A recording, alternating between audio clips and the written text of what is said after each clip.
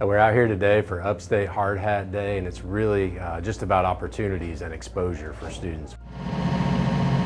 It's a Be Pro, Be Proud, and it's a big tricked out rig that's got all kinds of simulation inside of it. Take your left hand and you want to pull that handle down to your left. They're actually sitting behind a screen that simulates them being able to participate and to move that heavy equipment around, so it's pretty cool.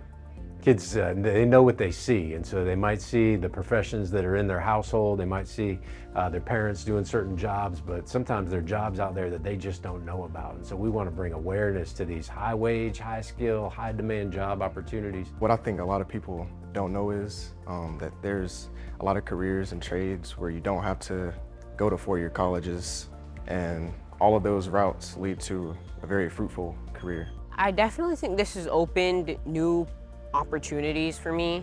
This has definitely unlocked like a new field that I might be interested in the near future. There we go. I think the exposure to all these different professions is a huge takeaway for our students. The takeaway for our community is that when we can partner together with these different companies and organizations, we're just stronger when we're able to do that. And so we really appreciate these partners investing in our students today.